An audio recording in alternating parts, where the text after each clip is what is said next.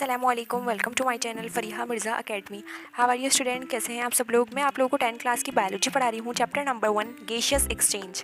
पिछली वीडियो में मैंने आप लोगों को टॉपिक पढ़ाया था प्रोसेस ऑफ ब्रीथिंग। आज हम उसके अगले टॉपिक को डिस्कस करेंगे। अगले टॉपिक को डिस्कस करने से पहले आप लोग चैनल पर नए हैं तो चैनल को सब्सक्राइब कर दीजिए, लाइक कर दें एंड शेयर कर दें। तो चलें वीडियो को स्टार्ट करते हैं। आज हम टॉपिक पढ़ेंगे gaseous exchange in alveoli. The gaseous exchange take place at the level of alveoli. देखें, जो गैसियस एक्सचेंज हो रही होती है वो इस एल्वुलाई के ज़रिए ही हो रही होती है। देखिए, जो इंसान की बॉडी होती है उसके पास लंग्स होते हैं, लंग्स के अंदर एल्वुलाई होती है। इस एल्वुलाई के ज़रिए ही गैसें तब्दील हो रही होती हैं। Oxygen brought in by air is taken up by the haemoglobin of RBCs of blood. देखिए, इसका मतलब ये हुआ जो एटमॉस्फेयर से जो हवा आती है वो ऑक्सीजन के ज़रिए ब्लड के अंदर चली जाएगी। ब्लड में जाने के बाद होमोग्लोबिन में चली जाएगी। होमोग्लोबिन जो होता है ना, ब्लड सेल्स के पास होता है। The carbon dioxide brought by the blood is given out to the air present in alveoli। देखिए, जो कार्बन डाइऑक्साइड है वो ब्लड के ज़रिए बाहर निकल जाएगी। बाहर निकल के बाद एयर के अंदर दाखिल होगी। एयर के पास प्रेजेंट होता है एल्वुलाई, एल्वुलाई के अंदर चली जाएगी। फिर एल्वुलाई के पास जाने के बाद जब हम सांस एक्सहेल करेंगे, जब सांस बाहर निकालेंगे तो ये कार्बन डाइऑक्साइड फिर बाहर निकल जाएगी।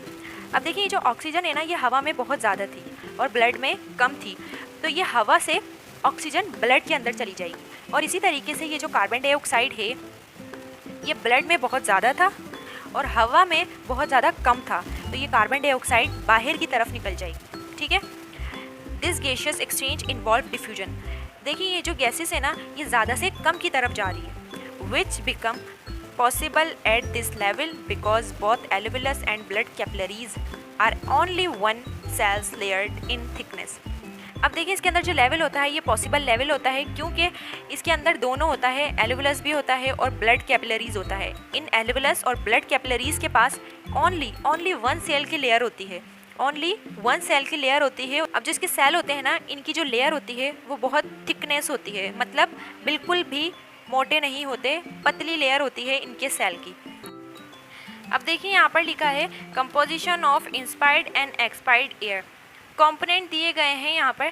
इंस्पायर्ड कहते हैं जब हम सांस को अंदर ले रहे होते हैं, मतलब ऑक्सीजन को अंदर दाखिल कर रहे होते हैं, और एक्सपायर्ड कहते हैं जब हम सांस को बाहर निकाल रहे होते हैं, कार्बन डाइऑक्साइड को बाहर निकाल रहे होते हैं। ऑक्सीजन अबाउट 21%, जब हम सांस लेते हैं तो ऑक्सीजन उसके अंदर 21% जाती है और बाहर निकलती है अबाउट 16%। मतलब यहाँ पर जो ऑक्सीजन हमारी बॉडी के अंदर यूज़ हुई वो टोटल 5% यूज़ हुई, बाकी बाहर निकल गई, 60% बाहर आ गई। Carbon dioxide about 0.03, about 4%।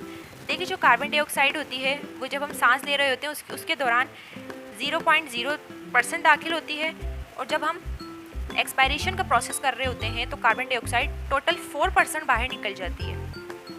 Nitrogen about 79%, about 79%। Nitrogen जो है 79% दाखिल होगी और निकलेगी भी 79%, क्योंकि हमारी बॉडी के अंदर नाइट्रोजन का कोई रोल नहीं है, कोई काम नहीं है नाइट्रोजन का। Water vapour. देखिए, वाटर वेपर का मतलब हुआ हवा के अंदर पानी के वेपर्स मौजूद होते हैं, इनको वाटर वेपर्स कहते हैं। अब देखिए, ये इंस्पायरेशन के प्रोसेस के दौरान वेरिएबल हो जाते हैं और एक्सपायरेशन के प्रोसेस के दौरान सैचुरेटेड हो जाते हैं। वेरिएबल कहते हैं जितनी हवा होगी इतनी ही इनकी बॉडी के अंदर दाखिल होगी, वेरिएबल इस चीज़ को कहते हैं। सैचुरेटेड कहते हैं हवा के साथ मिक्स होकर बाहर निकलते हैं, तो इस चीज़ को कहते हैं सैचुरेटेड। टेम्परेचर।